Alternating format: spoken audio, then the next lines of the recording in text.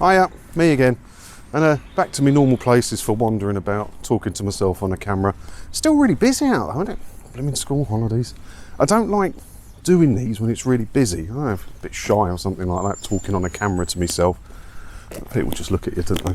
Not that I care what people think, but you know, my last day at work before Easter today, because I'm going on a road trip, which I'm quite looking forward to. I haven't done like a proper big road trip for 6 years, something like that, when I flew to Milan and rented a car and drove around Italy for a week. Well, this time in the morning I'm heading out, 7-hour drive up to Falkirk, and I'm going to do the NC 500 in my tiny little car. Quite looking forward to it. A lot of miles though, and hard to get oil. I want a litre of oil to take in the boot, and it's really hard to buy oil for these stupid little cars because they take racing car oil for some reason that I don't fully understand. But yeah, anyway, I've got a few stories to talk about. I'm not going to rabbit on too long today, but the first story is we talked about it the other day. It's a couple of days ago. Do you remember there was bloody flies? You remember there was a woman in Wales that was named and shamed for not paying her TV licence in the local paper. Well, there's more on this story because she's talked to a paper. So have a look at this, look. So it's in the Liverpool Echo now. And I'll put a link below if you want to read the whole thing. Mum disgusted as she is taken to court over BBC TV licence fee. So at least they don't put her full name. Well, they do put her full name actually, but not her address. Oh, and someone did tell me how to pronounce where she was from. I didn't want to attempt pronouncing Welsh names because if I get it wrong, I'm just going to get ripped apart, aren't I?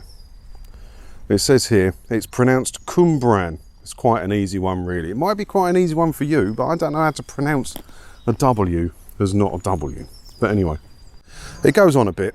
It's quite a long thing. It says she's disgusted she was hit with a court, blah, blah, blah. But in Liverpool's Echo's defence, they do put stuff like this, look. However, you do not need one if you only watch shows on catch-up, with the exception of BBC iPlayer. So, fair play to Liverpool Echo, actually put some information in there. But what she said, this girl, I can get muddy today, it doesn't matter because I'm the only one in the office. So I can have muddy shoes today as long as I clean up after myself. She says here, I'm on benefits, I'm epileptic with my disability living allowance, blah, blah, blah. My kids had an Xbox for Christmas and we could watch things through that. We didn't need our Sky package anymore. We tried to cancel the Sky sub, but they said, good, because an 18-month contract, you've got to buy your way out of it. Yeah, okay, fair enough. But just because you've got a Sky subscription doesn't necessarily mean you need a television licence, does it? So this is the important bit. An inspector reported that she, in May 21, after knocking on the door and pointing out she still had a Sky subscription, but had not paid for a licence for a year.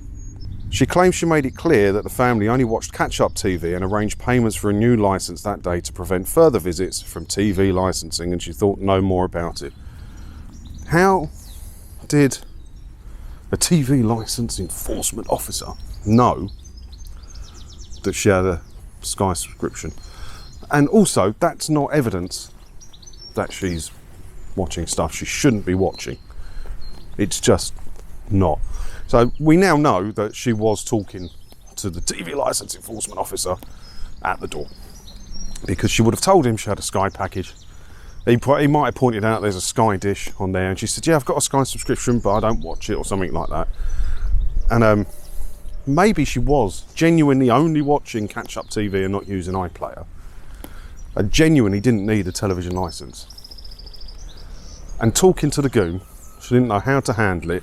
Maybe she was scared because she thought it was someone important, like a bailiff or whatever, because that's how they prey on people. They like you to think there's something important. And she's dropped herself in it. So it just proves that literally no good can come from talking to these people. You know, maybe she was watching stuff she shouldn't have been watching. Maybe she wasn't. But the only way she got into trouble for that was by talking to that Goon when he knocked on the door. No, it goes on a bit more. You can read the whole story. It's down in the links below. But that's why the most important part of the message with TV licensing is don't talk to the Goons. And quite a few people have said, well, if you're not doing anything wrong, you've got nothing to worry about talking to the Goons. yeah, you still do. It's still best just to completely not talk to her. She may very well have been innocent. She may very well have been doing something she shouldn't have been doing, but there's only one way that could have been found out. That's by talking to them. So, yeah, that's the poster child for not talking to the goons, really, isn't it? And then back over to my friends. I seem to be talking about them a lot lately on the Slipped Disc website, the #1 self-claimed classical music website. They have got to be in their bonnet about the BBC at the minute. They really have. With the cuts to orchestras and the cuts to the choirs. Yeah, these people on the #1 classical musical website, not happy. And they're doing some good stuff. They've had an apology, or like letters from the BBC, go backwards and forwards with them and stuff, and they publish everything. And this one, look, major leak, what the BBC really plans for its orchestras. So they claim to have a leaked document out of the BBC claiming what they're planning to do with the orchestras and the choir. Let's have a look. So here are the document headlines. Closed BBC singers, investing instead in choral partnerships and commissions across the UK. Why the BBC needs to have the BBC singers anyway? If they need a singer, just hire in a singer. So yeah, I think the BBC are doing the right move there. Look, this classical music website and the Musicians Union wouldn't agree with me, obviously, but you know, most people don't agree with me, to be fair. Reduce the core base of the BBC Philharmonic, creating a world-leading talent development programme in partnership with the Royal College of Music. I don't fully understand all of that, but it sounds like they want to have less full-time musicians in the BBC Philharmonic and use, what, apprentices or cheaper musical students, something like that. A new head of content will lead on all digital learning and performance planning across the orchestras, and a new business lead position is expected to be based at East Bank. Well, they're talking about who's the guy that they employed, yeah, Simon Webb as head of BBC orchestras. Consensus seems to be that he was brought in to do the dirty work.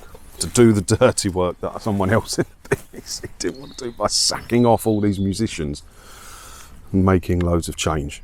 And yeah, it goes on, there's a few other bits. For the record, the BBC has publicly denied that it intends to merge or pull the BBC symphony and concert orchestras. I think it's the best thing to do. It's 5 orchestras. On the last FOI request, it's 5 orchestras with 399 full-time musicians in 5 orchestras.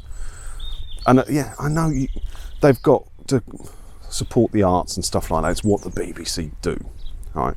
But if I was a licence fee payer, I would be quite cross at the recent news that they're going to cut 1,000 hours of new programming because they're paying for orchestras and stuff. Why? I know you can't please all the people all the time, but it is niche. An orchestra is niche, isn't it? Not everybody cares for orchestras, and you're pleasing a very small amount of people. I bet if I could stop people, if anyone was walking about, and I asked them if they're happy that their 159 quid a year BBC licence fee is paying towards orchestras, I bet they wouldn't even know. And when I did tell them about it, it'd be like, what a waste of money. But that's my take on it. Because the #1 classical music website has a different take on it, and the Musicians Union has a very different take on it. They think the BBC should be supporting the orchestras. And you can't please all the people all the time, can you? And that is the problem with the licence fee, is that they have to try and please all the people all the time. And it's not possible to do it. It's not possible to do it. All right, what else have we got? Investigator helping fake Madeleine McCann to face difficult questions after DNA test. That's right. The DNA test results are in as to whether that was Madeleine McCann or not. And yeah, it wasn't. I think we could have all guessed that it wasn't, and it wasn't. No, but she was being helped. Like all the publicity she was doing in the States and everything was from a woman who's a private investigator and a medium. So yeah, I don't think she's going to be doing a lot of business as a private investigator because she failed on that one, and I don't think she's going to be doing a lot of business as a medium, because she could have seen that one coming if she was any good at her bloody job. And loads of people are saying, well, she never claimed, this Polish girl never claimed to be Madeleine McCann. She just thought she might be. That's fine. I'm not having a dig at the girl. If she genuinely thought she might be, okay, fair enough. But why go on all the TV shows in the States? Why go on this publicity drive with this fake medium who really wants to be famous? That's what it was all about.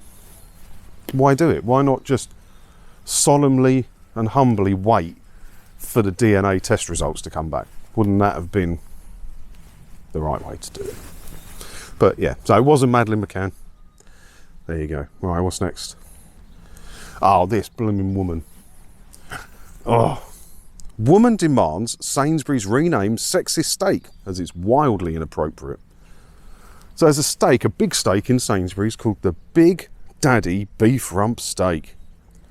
And she thinks it's wrong and misogynistic and food products shouldn't be gendered. It's wrong. I think she needs to. I don't have time to complain about stuff like that because I got a job. Has this woman got one? I don't know. Seems like a waste of time, but how? So she can't have it called. She's going to win, right? Sainsbury's haven't said they're going to change the name of the steak. She will win. These people always win. So if she does win, and that gets changed from the Big Daddy Rump Steak, which I've never purchased, I don't shop in Sainsbury's, can't afford to shop in Sainsbury's. But if she wins and that gets changed, then I'm going to start a campaign to have Aunt Bessie's changed, because that's gendered. If you can't have a Big Daddy Rump Steak, then Aunt Bessie can't make potatoes and Yorkshire puddings. What about Pink Lady apples? Does she want to change those, or are they okay? Because the apples identify as the same gender as her, so that's fine. But you can't have a Daddy Rump Steak. So, yeah, if she goes through with that, honestly, I'm going to start and I love Aunt Bessie, don't get me wrong, I'm quite the fan. But I will start the campaign. I will get my revenge on Weird Steak Lady by attacking. I couldn't attack Aunt Bessie if I tried. I love her too much. She's been responsible for some of my finest efforts at a roasting. For Pink Lady apples, I think that would be a fair campaign, wouldn't it? And one last quick one, because this popped up this morning. Oh God. Piers Morgan warns opinions are flying as he joins A-listers for birthday bash. He's gone to LA for his birthday, he's 58 or something, and he's taken some friends with him. And just quickly, how glad are you ain't at this party? Because I'm very glad. Not that I'd have been invited, but if I was, can you imagine being at a worse party, right? Gary Lineker, Amanda Holden, Bruno Tognoli. Pass. Glad I wasn't invited to that. I can't think of a worse group of people to sit with than Piers Morgan, especially Amanda Holden, especially Gary Lineker. I don't really care for Bruno Tognoli either. So, yeah, would you like to have been invited to that birthday party? Go out in LA? I'm glad I wasn't. Glad I wasn't. Right, over to your comments. Because I need to whiz through this because I need to go try and find some oil, get my car checked over. Because that's a lot of driving. So I'm back Tuesday and I'm going to have my final night in Blackpool. Looking forward to that. I'm going to go and play about in Coral Island for the night and have a Wetherspoons in Blackpool. And I'm going to see Loch Ness because I'm a tourist and I've never seen Loch Ness before. And I've never even been to Scotland. So I'm looking forward to it. And according to The Sun, there's a story in The Sun, the UK's most dangerous road. It's the top 10 most dangerous roads in the world. I doubt that very much. I'm going to go on that as well. Right, comment section. Hey John, tried Huel and liked it.